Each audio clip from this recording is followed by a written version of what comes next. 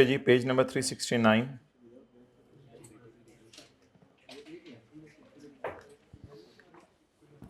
Question number 23, 369। Question number 23, identify due date of filing of return under the following cases. एक individual है, income from business कमा रहा है, जो कि नॉर्मल टैक्स रिजीम में गिरती है। तो ये इंडिविजुअल है आपके सामने, ये इनकम फ्रॉम बिजनेस कमा रहा है जो कहाँ गिरती है, नॉर्मल टैक्स रिजीम में। तो अब सवाल हमारा आज का ये है कि हमने जो है वो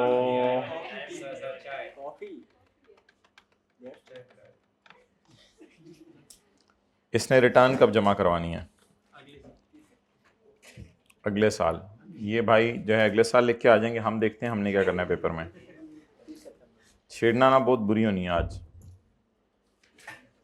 हम तोपे तूपे सब कुछ। कौन सा,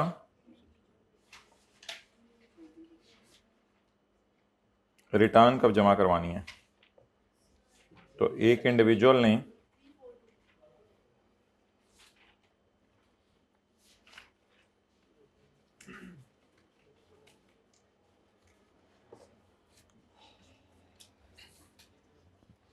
Page 342, a return required to be filed by an individual or AOP shall be filed on or before 30 September next following the end of tax year.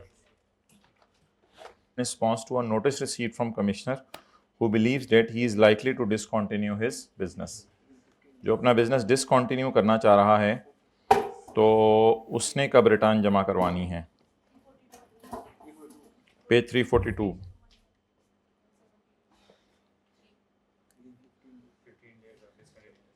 खुदा का खौफ करो, वो पूछ रहे रिटर्न कब जमा करवानी है।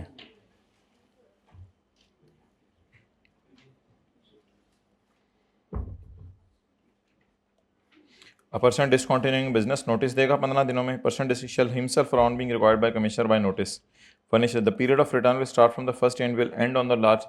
This period shall be treated as February. If tax paid does not a return furnished here shall be treated as deemed assessed. इसको ऊपर डाला हुआ था हमने, सेक्शन 118 में डाला हुआ था,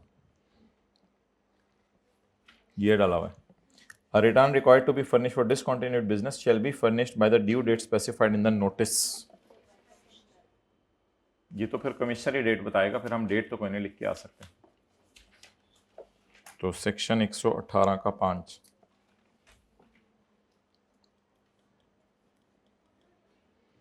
an individual filing return in response to a notice received from commissioner for not filing return of income of previous year.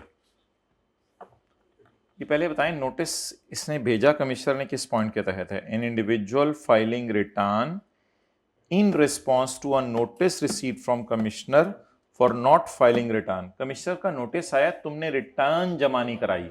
जरा ढूंढें ये नोटिस कहां कमिश्नर भेजता था कि तुमने रिटर्न जमा नहीं कराई।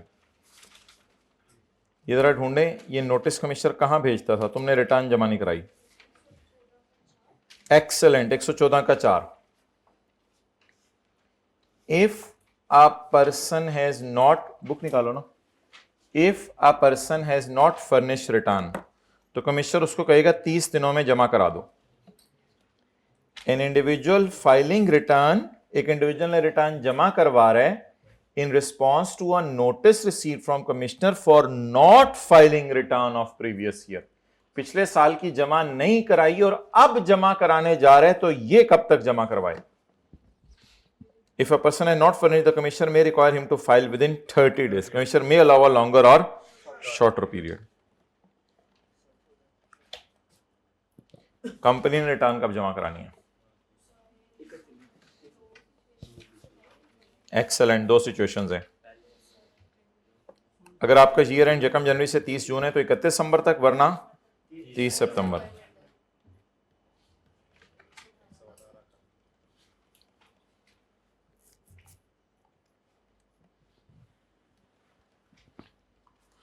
वो सर्कमस्टांसेस बताएं जिसमें कमिश्नर को पावर है कि किसी से मांग ले 12 महीने से कम की रिटर्न, अगर उसकी डेथ हो जाए, अगर डिसकंटिन्यू हो जाए और सब कुछ।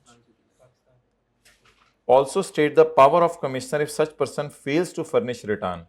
12 महीने से कम की आपकी रिटर्न मांगी और अब आप जमा नहीं करा सके तो कमिश्नर के पास क्या पावर है? बेस्ट जजमेंट असेसमेंट कर सकते। तो ये आज पढ़ा था सेक्शन 121 में।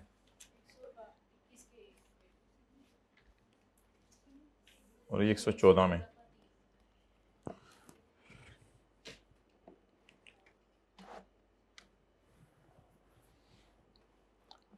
Haider is a filer. Filer से मतलब है अपनी रिटर्न फाइल करता रहता है। Was carrying on a business as cloth trader. 28 October 2007। ये कौन सा टैक्स ईयर बनता है? 2008। There was a fire in his shop and entire stock of clothes costing 15,50,000 was तबाह। The insurance company refuse to pay the claim. Insurance company वालों ने कहा चल भागो। Consequently Haider ceased his business on 31 January 2008।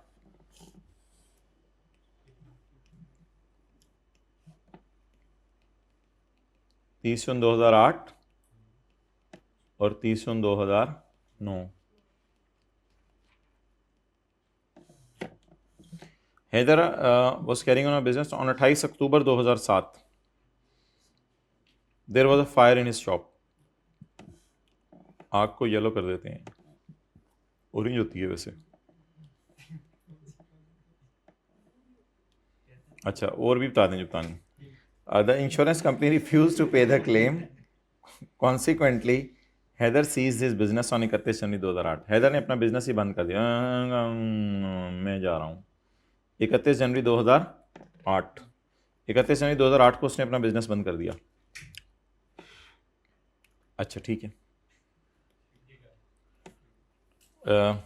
After cessation of business Haider filed an appeal against the insurance company और able to recover 13 lakh from insurance company in 2009। 2009 के अंदर उसको insurance company से पैसे मिले। Haider state the requirements that Haider should comply with on cessation of business. Business 31 जनवरी को बंद करते हुए क्या रिक्वायरमेंट्स पूरी करें? नोटिस ऑफ डिसकंटिन्यूड बिजनेस दे। नोटिस ऑफ, मेरे ख्याल से इसमें जो है ना, अल्लाह का शुक्र है जो हम पढ़े हैं उसका पिछली बातों से लिंक नहीं है, तो आप बड़ी टाइम पर लेट पहुंचे हो। तो मेरे ख्याल से ना, अब सवाल देखें क्या है। State the requirements that Haider should comply with on cessation of business. Haider business बंद करते हुए क्या करे? तो इसलिए दो काम करें। A person discontinuing business shall give commissioner a notice. Commissioner को नोटिस दे। And person discontinuing a business shall file the return. ये तो तब है ना अगर टैक्स पेयर नोटिस ना दे। ये बात तो यहां लिखने की जरूरत नहीं। फिर तो 117 का 1 और 2 काफी है।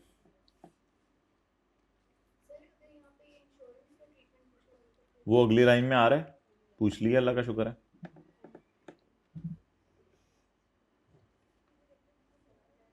Briefly discuss the treatment of amount recovered in 2009। 2009 में जो पैसे आए हैं उसका ट्रीटमेंट बताएं। भाई ये तो चैप्टर 4 में जाके मिलेगा।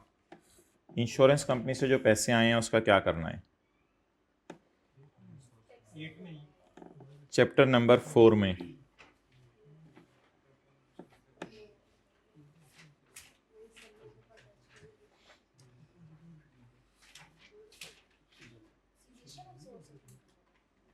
If a taxable source of income ceases to exist either before the commencement of the year, हमारे साल से पहले ही बंद हो गई थी। हमारा साल है 2009, इससे पहले ही बंद हो गई थी।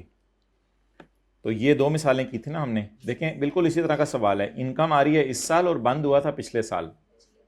क्यों बातें इतनी हो रही हैं, उनको खुद समझने दें। If taxable source of income ceases to exist before the commencement of year then any subsequent benefit derived from it shall be taxable in the normal way, assuming source has not ceased.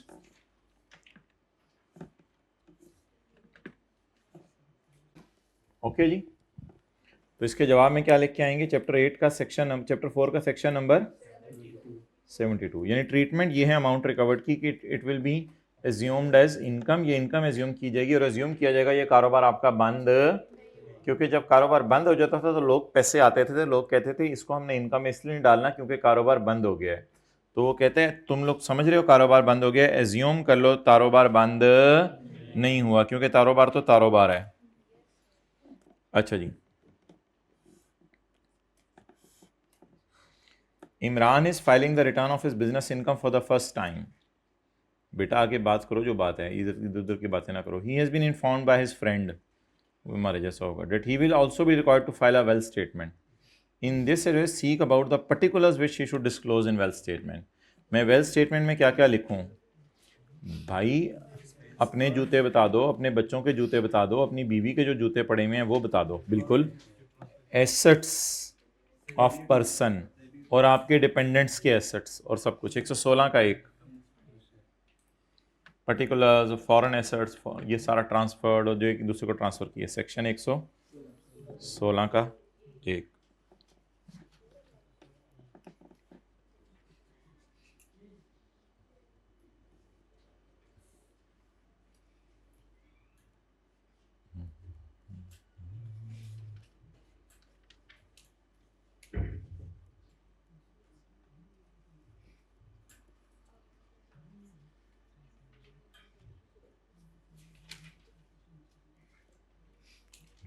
ईडीआरसी तो अभी नहीं पढ़ा हमने।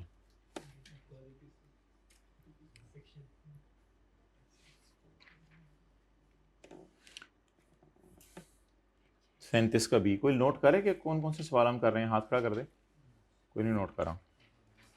चलें मैं बता देता हूँ, अब लिख लें फिर कोई। 30, 23, 24, 23, 24, 25, 26 की है, और 23, 24, 25, 26 की है, और उसके बाद जो है वो 37 का बी। 27 तो नहीं किया, 37 का बी। जी बताएं भाई। Under the provision of income tax ordinance 2001 specify the time period within which commissioner may amend an assessment order. Commissioner may amend an assessment order. ये अमेंड एन असेसमेंट ऑर्डर कौन सा section है? Amend an assessment order section 122। इसमें सवाल क्या पूछा है उसने? पहली दफा या दूसरी दफा? तो commissioner may amend an assessment order with in the 5 years from the end of the financial year in which the assumed order is issued. Therefore in this case he can amend the assessment order। 2001 हमारा साल है ना, तो 2001 से आगे गिनना शुरू करें, फिर 2002 में इसकी रिटर्न जमा कराई होगी, ऐसा ही है। 2000 यार ठहर तो जाएगा, 2-3 लोगों को दीवाना तो बना लेने देता यार, ना बताया अगर बीच में यार। वो तो ठीक है ना, 2-3 लोग मेरे साथ दीवाने बन रहे थे, उनको बनने तो देते आप लोग, इंजॉय तो करने देते। कभी भी इंजॉय भी नहीं कोई चीज करने देते यार, मैं जाने दें यार। अच्छा हाँ, मैं ये कह रहा था 2001 का साल है तो इसकी रिटर्न जमा कराएंगे 2002 में, तो इसके एंड से आगे फिर 5 साल गिन के बताएं मुझे। नहीं गिनने ना, ये इनकम टैक्स ऑर्डिनेंस 2001 है, ये हमारा साल नहीं है। अब उसको समझ आई है। ओके, तो डेट नहीं बता के आनी थी क्योंकि उसने कोई दिन या तारीख नहीं बताई हुई थी।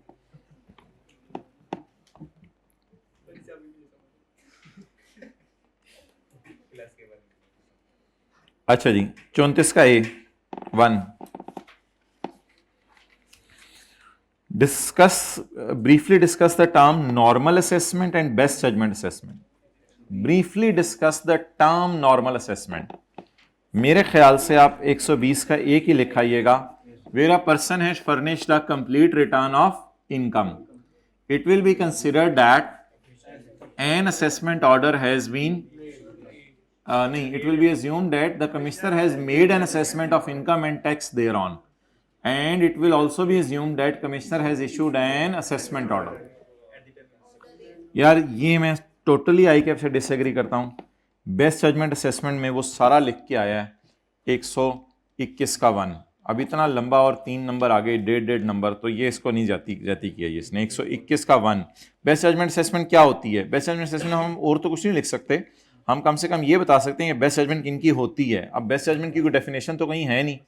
121 के एक में कम से कम नॉर्मल असेसमेंट की डेफिनेशन तो चलो है, लेकिन 121 का एक वो सोल्यूशन में पूरा लिख के आया है। और मैंने जब आईकैप का सोल्यूशन खोला, मैं भी हैरान था कि इसने क्या जवाब दिया होगा। वो सारा ही लिख के आ गया 1.5 नंबर के लिए। बस दोनों में ब्रीफली डिस्कस कर लिया, दोनों को ब्रीफली। अब और क्या ब्रीफली। ओके,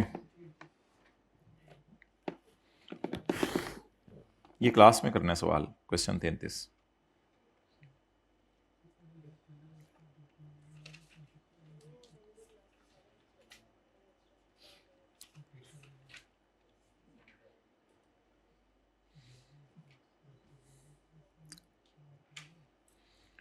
अच्छा जी, state the requirements which a person should comply with in discounting business. ये वो किया था हमने 119 का, 117 का 1 और 2। Narrate the conditions under which Zia has to यार ये भी नॉर्मल क्लास में ही करेंगे। अच्छा ये तो अब हो गया ना। Identify the due date for filing of return in each of the following. Company 30 सितंबर, इसकी ड्यू डेट बताएं।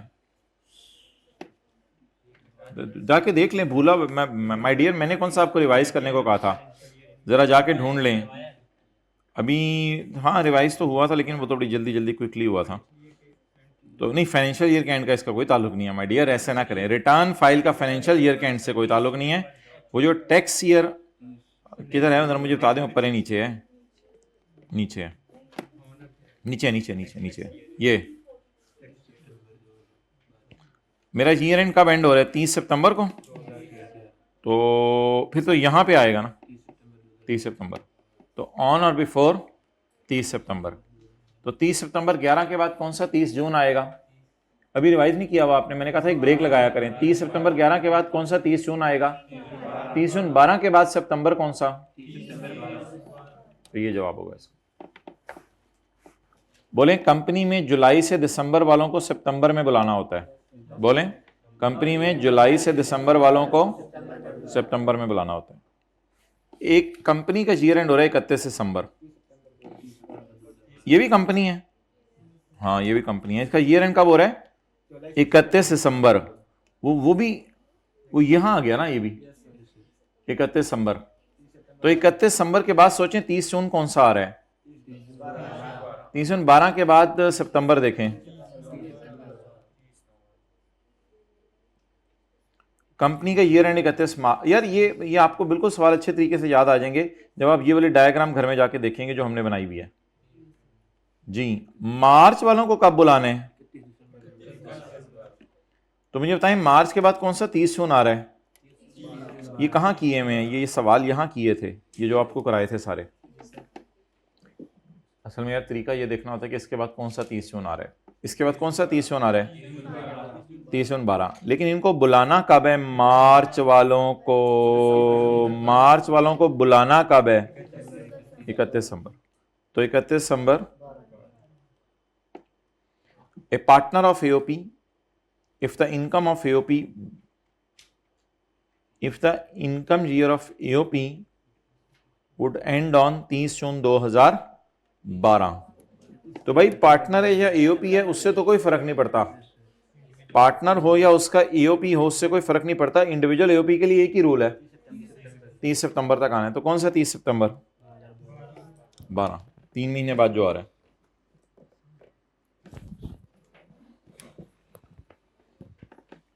ये चैप्टर 4 में से सवाल है, define normal, special and transitional tax year. किन लोगों ने रिटर्न जमा करानी है, पहला सफ़ा चैप्टर का। किन लोगों ने 12 महीने से कम की रिटर्न जमा करानी है, जो मर जाए, जो पूरे कराए ना जरा, जो मर जाए, जो परमानेंटली बिजनेस, परमानेंटली पाकिस्तान से बाहर जा रहा हो, बिजनेस डिसकंटिन्यू हो या एनी अदर। 117 नहीं, मुझे सर्कमस्टांसेस में कमिश्नर के, मेरे भाई दो बातें अलग अलग हैं। वो बातें बताएं जब 12 महीने से कम की रिटर्न मांगी जा सकती है, ये अलग सवाल है। और ये अलग सवाल है कि अगर उसने 12 महीने से कम की रिटर्न जमा नहीं करवाई तो फिर उसके खिलाफ क्या किया जाए। Circumstances under which commissioner can require a person to furnish a return of less than 12 months. Discontinue business होने वाला तो 117 है। ओके, मैंने भी 3 ही लिखना था, पता नहीं क्यों 2 लिख गया। 3, 114 का 3। List down the circumstances under which an original assessment order can be amended or an amended can be further amended। तो टाइम लिमिट्स पूछ रहे हैं,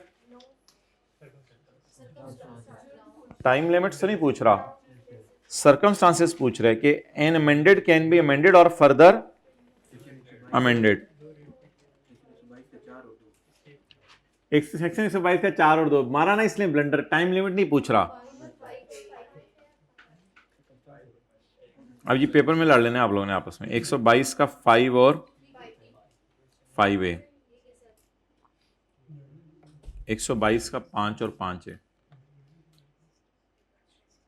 असल में बात यह है कि ये मसले अगर आप करें तो आपकी हो जाएगी बेस्ट जजमेंट, वो सॉरी अमेंडेड असेसमेंट। फिर होगी कितने अरसे में ये तो नहीं पूछ रहा।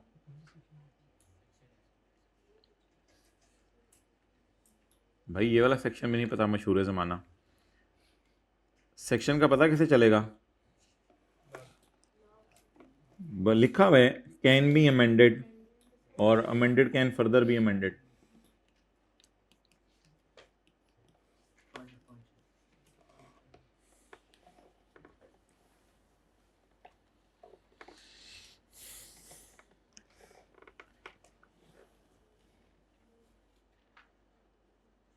One of your clients has received a notice demanding payment of tax in respect of an order issued by commissioner, against which your client intends to file an appeal to ATIR. कहते हैं मैं ATIR में appeal करने जा रहा हूं। You are required to explain the provisions contained in law regarding stay of demand by ATIR. Regarding stay of demand, stay of demand से क्या मुराद है? Excellent, stay tax recovery. Stay of demand से क्या मुराद है? टैक्स रिकवरी को stay कर दें। आज पड़े कोई हाथ खड़ा करके जबानी बताए एपलेट ट्रिब्यूनल में मैं जा रहा हूं, मैंने टैक्स जमा कराना है या नहीं कराना, कोई जबानी हाथ खड़ा करके बता दे। मैं आपको मजे की बात हूं, मैंने भी वो प्रोविजंस आज पहली दफा पढ़ी हैं क्योंकि लॉ चेंज हुआ है। मैं कोशिश करूंगा आपको जबानी बताने की। 4 पॉइंट्स हैं, मुझे अभी तक याद है, हालांकि मैंने भी सुबह सुबह पढ़ा है, मुझे पता है वो 4 पॉइंट्स हैं उसमें। आप भी मुझे वो 4 पॉइंट्स बताने की कोशिश करें।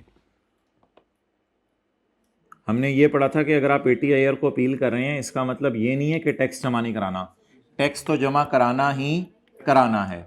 लेकिन अगर आप ATIR को एप्लीकेशन दें तो वो आपको 90 दिन की छूट दे सकता है, और ये 90 दिन की छूट जो है वो ज्यादा टाइम में बदल जाएगी। अगर ATIR 90 दिन में फैसला ना सुना सका तो उससे ज्यादा छूट मिल जाएगी। और एक बात और लिखी हुई थी, अब जाहिर बात है पेपर आपकी है, मैंने तो कुछ याद भी नहीं किया था। एक बात और लिखी हुई थी, नहीं अगर फैसला ना हो रही बात तो मैंने कर दी।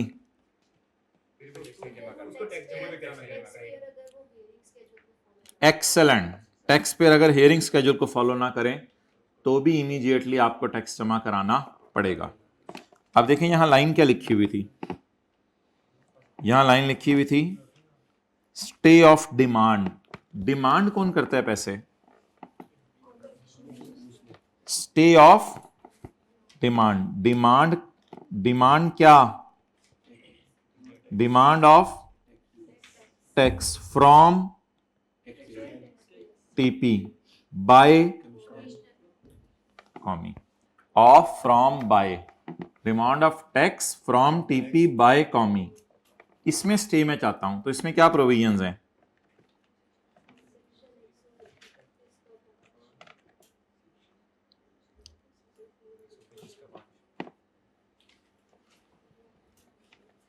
जी क्या प्रोविजंस हैं?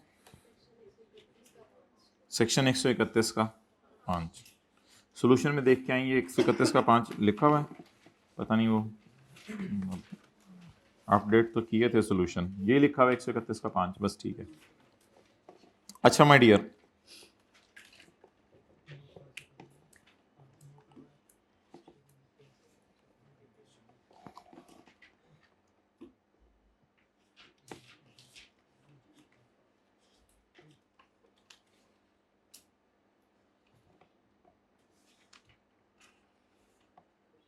ये निकालें सितंबर 2024 वाला पेपर।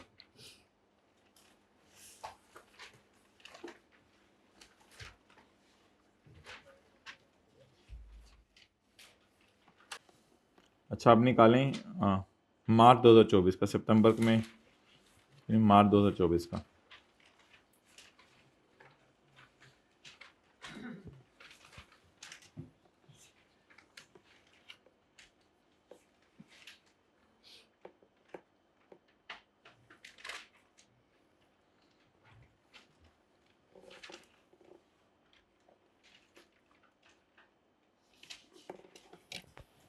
क्वेश्चन नंबर 3 का बी देखें।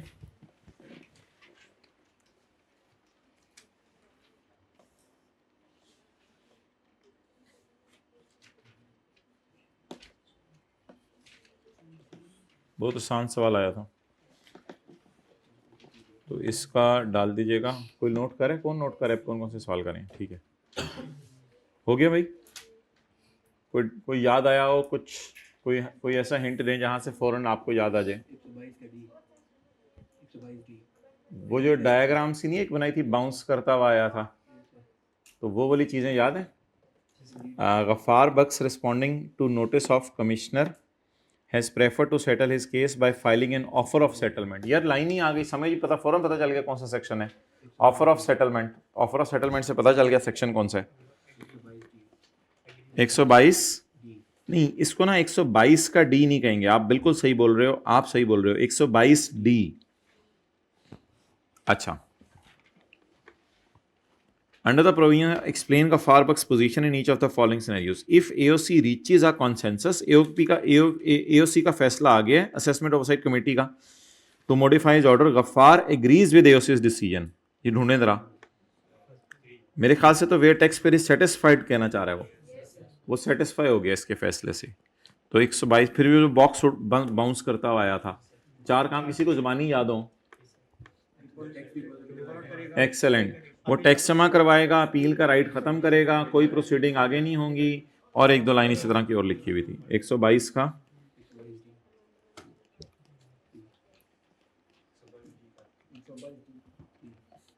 अच्छा, अगर गफ्फार बस डिसएग्री करे, ढूंढने जरा, क्योंकि काफी दिन हो गए पड़े हुए, ढूंढने जरा अपनी।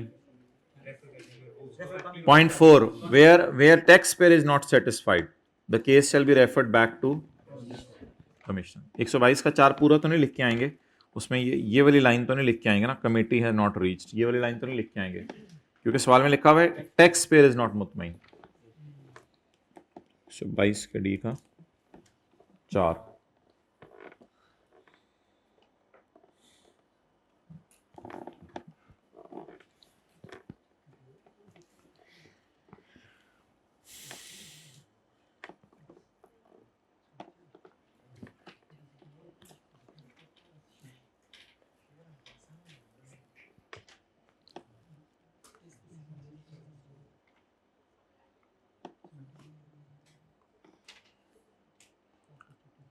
अच्छा, ये निकालें 6 का, ये जरा, ये सेल्स टैक्स में से है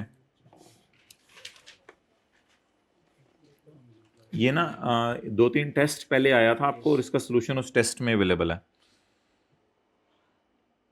चैप्टर कौन सा है सेल्स टैक्स का? 20। एक डेफिनेशन जरा रिवाइज करें। एक्सेलेंट। सप्लाई नहीं, टैक्सेबल एक्टिविटी। बिला वजह एक्सेलेंट कहता रहता हूँ, सोच के एक्सेलेंट कहना चाहिए। पता नहीं क्यों कभी कभी ऐसे जज्बात में एक्सेलेंट मुंह से निकल जाता है।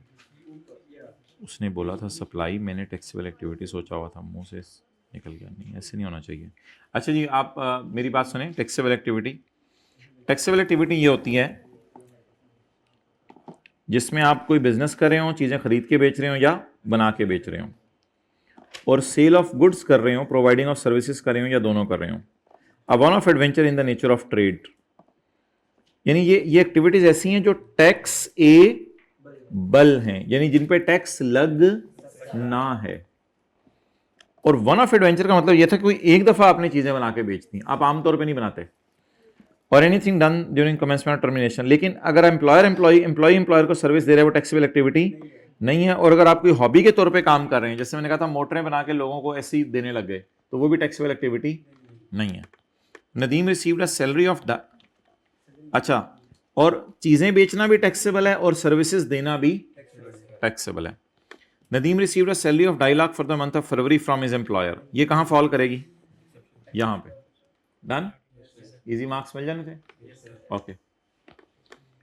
Zahab provided consultancy services for a startup business for an agreed amount of consideration। ढूंढने जरा। Excellent, taxable activity। Why? नहीं, ये तो भाई को दे रहा है, उससे क्या फर्क पड़ता है? उससे क्या फर्क पड़ता है? Shahzeb played the piano, an instrument he has played since childhood at his parents' anniversary party। बस रिक्रिएशनल हॉबी में डाल सकते हैं आप इसको। ये टैक्स तो नहीं, अब कमिश्नर कहेगा कि यार तुम पियानो बजा रहे हो, चलो टैक्स दो। एट पेरेंट्स एनिवर्सरी, अच्छा पेरेंट्स एनिवर्सरी का पेरेंट्स मैरिज लिखा, अच्छा .4 sorry .4 sorry for Furqan who works as an accountant for Binish Enterprise owned by Miss Binish gives match tuition to Binish daughter। ये जरा सोच के बताएं, अब ये बीइंग एन एम्प्लॉय सर्विस दे रहा है या उसको अलग फीस मिल रही है इस काम की, तो ये कहां फॉल करेगा? सर्विसेज में। चलें अपने पे बाद में सीएगा घर जाके, आगे चलें। कुरत लहंतु की कीता है, हॉबी है कि केक्स बनाऊं, और उसने कराची में स्टॉल रेंट पे लिया है, जो रेडी भी कहते हैं जिसको, स्टॉल रेंट पे लिया है, and sold her baked item. भाई ये तो अब टैक्सेबल बन गया, ये one of nature of trade हो गई। ट्रेडिंग क्या होता है? बेचना। अगर हॉबी वाली चीजें बेचने लग जाए तो फिर कौन सी हॉबी है? अच्छा, अब अगर कोई कुरत लैन है वो रेडी के ऊपर जो है चीजें बेच रही है केक बना के, तो क्या इनमें तो हॉबी है? कमिश्नर जाओ पैसे पाके घर जा रही है, अब बाजी 100 वाला केक 118 ਦਾ ਵੇਚੋ, ਤੁਸੀਂ ਲੁੱਟ ਪਾਈ ਹੈ ਇੱਥੇ, ਤੇ ਇਟ ਇਜ਼ ਹੌਬੀ से कोई फर्क नहीं पड़ता, सो इट इज टैक्सेबल।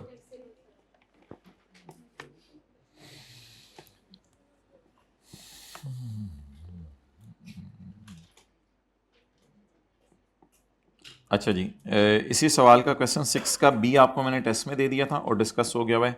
6 का सी मैं कोशिश करूंगा ये इस फरवरी के शुरू में ना आपको ये सारा कंपाइल करके भी दे दूं, क्योंकि मुख्तलिफ टेस्टों में डाल के ये सारे पास पेपर कवर्ड हैं, अल्लाह का शुक्र है।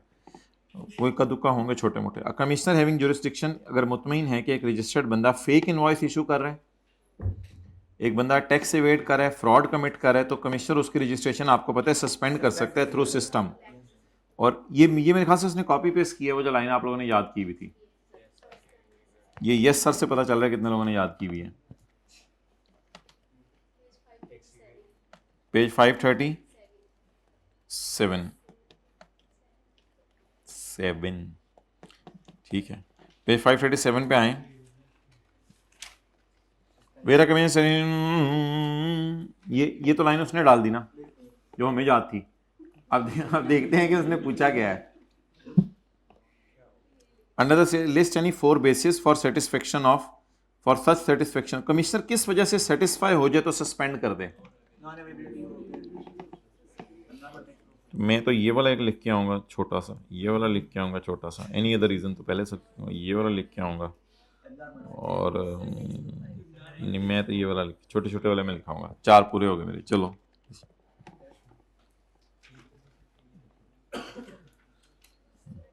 अच्छा, ये न्यूमेरिकल आया था एक टेस्ट में। अब इसमें क्या मसला था? कुछ भी नहीं था। देखें ज़रा, ये जो सेल्स हैं मिस्टर कौन से वाली वन बताएं ना, कहाँ डला है? ये परचेज हैं, ये परचेज हैं। बताएं परचेजेज हों या सेल हों, ट्रेड डिस्काउंट माइनस करते हैं या कैश डिस्काउंट? तो 2 और 1 दोनों माइनस हुए थे। हमने क्या करने थे? एक माइनस, तो रिवर्स कर देना था। अच्छा, 20% ऑफ सेल्स, 20% ऑफ परचेज है, बल्कि ये तो 20% ऑफ परचेज है थर्ड शेड्यूल आइटम जिनकी retail price is 30% more than purchase value. Purchase value से 30% उनकी रिटेल प्राइस ज्यादा है। अच्छा, इसमें 30%, 20% ऑफ सप्लाई, इसका 20% कितना हो गया? पहले आप लोगों ने करना क्या था? परचेज शो करनी थी। परचेज सवाल में कितनी गिवन थी? यानी वर्किंग 1 इनपुट वाली वर्किंग 1। परचेज 20 माइनस 20% ऑफ 20 कितना आ गया? 20 माइनस 20% ऑफ 20 नहीं 16 नहीं 4 को बाहर निकालना था। और मेरा मशवरा है कि नई लाइन डाल के retail value is 30% more than purchase value. तो what is purchase value my dear? 20 में मसला है या 20 में 20% का मसला है? तो 4 को निकाल दें और 4 को 1.3 कर दें। नहीं समझ आ रहा तो 4 जमा 30% ऑफ 4। तो बताएं पड़ी किस पे होनी चाहिए थी? मैं कर लेता हूं। 5.2 पड़ी किस पे हुई थी? कितने लोगों ने ये सही किया था टेस्ट में? कितने लोगों से थोड़ी गड़बड़ हुई है? देखें गड़बड़ क्यों हुई माय डियर, देखें इधर। 20% ऑफ परचेज यानी कितना? 20 जरा 20%, 4 को निकाल दें। 4 की रिटेल वैल्यू 30% ज्यादा है इसकी परचेज वैल्यू से। तो थर्ड शेड्यूल वाली चीजों को किस पे रिकॉर्ड करते हैं? तो ये मैंने कितनी माइनस कर दी इसमें से? 4। इसमें निकाल दें और डाल कितने पे दें? 5.2। तो -4 करके +5.2 करना था। ये तो मैथमेटिक्स की मार थी इसमें, और तो कुछ नहीं था। Machine is used for exempt sale, वो तो बस एग्जेम्प्ट सेल में डाल देना था। 10% of sale are made to cottage industry, इन पे 18% लगाना था। इन पे क्या लगाना था? 18%। और बाकी पे फिर ये सेल टू अनरजिस्टर्ड में डला होगा, मुझे पता है। ये कहाँ ये पॉइंट? हाँ, सेल टू अनरजिस्टर्ड में डला हुआ है। तो 10 में से बस माइनस कर देना था आपने एक 10 में से एक माइनस कर देना था ना। This include sale of 2 million, supply of 2 million from cottage industry. भाई इससे कोई फर्क नहीं पड़ता, चाहे अनरजिस्टर्ड बंदे से परचेज करें चाहे कॉटेज इंडस्ट्री से परचेज करें। कॉटेज इंडस्ट्री को हम बेचें तो 118 की बेचनी है चीज, याद रखिएगा। कॉटेज इंडस्ट्री को हम बेचें, देखे ना यार, मैं हुंडा हूं, मेरे पास कोई गाड़ी लेने आ गया है, तो मैं उसको 118 की गाड़ी बेच दूं, कॉटेज इंडस्ट्री आ गई। लेकिन मैं अगर कॉटेज इंडस्ट्री से कारपेट लेने जाऊं तो 100 का। बार बार बताया हुआ है, हम परचेज करने जाए कॉटेज इंडस्ट्री से तो 100 रुपए पे खरीदें, हम उसे सेल करें तो, और machine is for taxable sale only.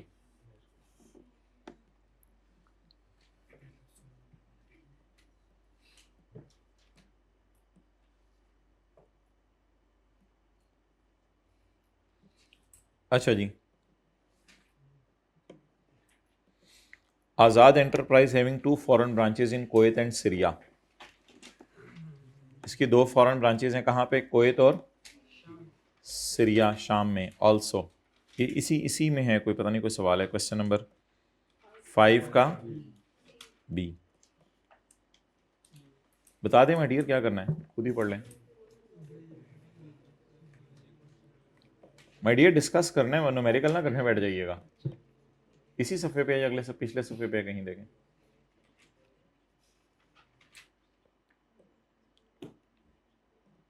Question 5 का C B. Azad having 2 foreign branches in Kuwait and Syria also is engaged in the trading business of consumer durables. In tax year 2024, AE's reported profit was 130 million. After adjusting of 4.8 million profit from Kuwait and 5.3 from Syria, the Kuwait branch also paid taxes of itne. Average rate of tax in Pakistan is 30%. जी my dear बताएं। Working income from business बताएं।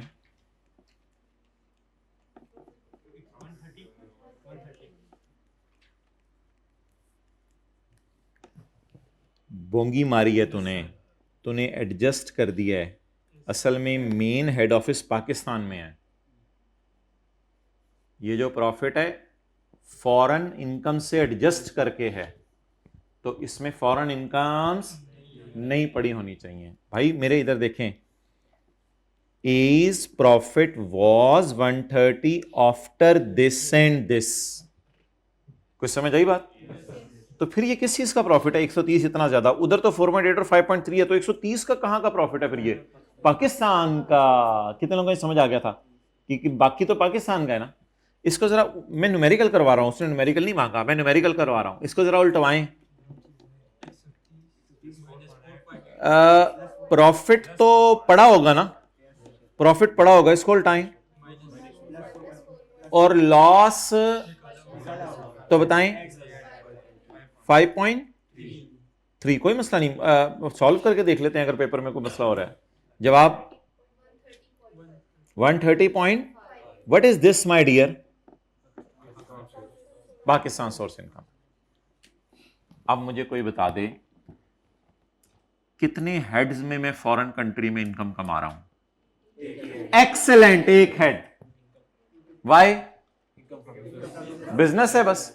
तो पहले इन दोनों को simplify करूं या losses के रूल जाके ढूंढूं? पहले सिंपलीफाई करें और फिर पहले डेटा को इजी करें, फिर सोचें पेपर में कि अगर इनकम आ गई तो एज इट इज डाल दूंगा, अगर लॉस आ गया तो हर फॉरेन लॉस अगले 6 साल तक, और कोई भी फॉरेन लॉस करंट ईयर में किसी और फॉरेन इनकम के अगेंस्ट माइनस। लेकिन हमारी फॉरेन इनकम ही एक है। इस इनकम का नाम बताएं जो फॉरेन इनकम है हमारी। यार इसको कट के रिक्लासिफाई नहीं करते थे आप लोग? इधर से कैपिटल गेन निकाल के इधर डालते थे, अदर सोर्स निकाल के इधर डालते थे, तो फॉरेन इधर से निकाल के इधर डालें। और समझ आ रहा है? फॉरेन इधर से निकाल के इधर डालें। इनकम फ्रॉम, आसान सवाल बनाया उसने, मुश्किल बनाया? आसान। फॉरेन सोर्स इनकम, हाँ जी, हेड ऑफिस का तो पता चलना चाहिए था। 130 फिर कहां से कमाया उसने? अच्छा 4.8 मूंगी मार लो, 4.8 पॉजिटिव है और 5.3, ये तो उल्टा रहे थे ना, इधर साइन ना देखें आप, तो मेरे ख्याल से तो ओवरऑल ही लॉस आ रहा है। तो इसको सिंप्लीफाई करें, इनकम फ्रॉम बिजनेस बताएं। 4.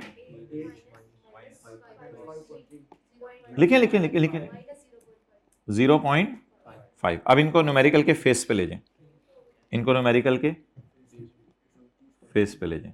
फेस पे कैसे आएगा माय डियर? पाकिस्तान सोर्स कितनी? 130 पॉइंट। अच्छा फॉरेन लॉसेस को कर सकते हैं माइनस इसमें से पाकिस्तान में, क्या करें? अलिफ पाकिस्तान सोर्स इनकम बा।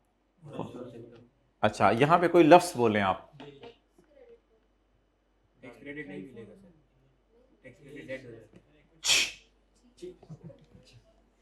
हर फॉरेन लॉस को नीचे फेंक दें, हर फॉरेन लॉस को नीचे फेंक दें और अगले 6 साल तक कैरी फॉरवर्ड करें। Carry forward income from business कौन सी? तो टैक्सेबल इनकम क्या आ गई? बाकी टैक्स टुक्स मैं नहीं निकाल रहा, उसने टैक्स रेट दिया हुआ 30%, पता नहीं ये क्यों दे दिया। एवरेज रेट टैक्स पाकिस्तान में 30% है। टैक्स टुक्स अभी मैं नहीं निकाल रहा, और फॉरेन टैक्स जो दिया हुआ है उसका फॉरेन टैक्स रेट भी नहीं निकलेगा क्योंकि फॉरेन इनकम ऐड ही नहीं हुई। जब फॉरेन इनकम आपको पता है जब जीरो होती है तो फिर टैक्स है ही नहीं, तो फिर माफ कैसे होना है?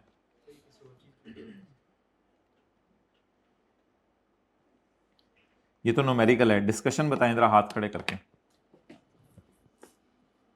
डिस्कशन बता दें माय डियर हाथ खड़े करके। The figure of 130 is after adjustment of loss of 4.8 and income of 5.3. These should not have been adjusted here because it is a Pakistan source income. So थोड़ा सा मेरे ख्याल से वर्किंग करके अगर आप लिख आते, the Pakistan source income is however 130.5 as calculated below. However, as far as the foreign source income is concerned, there is overall net loss of 0.5 on foreign income, which cannot be adjusted against Pakistan source, so it shall be carried forward till tax year 2030. ये लिख के आना था, ये 2030 तक क्या हो सकती है? कैरी फॉरवर्ड हो सकती है। पता नहीं आई कि अपने क्या लिखा हुआ है। और फिर वो माइनस नहीं होगा, फॉरेन टैक्स रेट नहीं माइनस होगा क्योंकि फॉरेन इनकम पे टैक्स ही नहीं निकल रहा। ये कौन सी अटेम्प्ट है? मार्च स्प्रिंग होती है ना? कौन सा सवाल है? 5 का बी।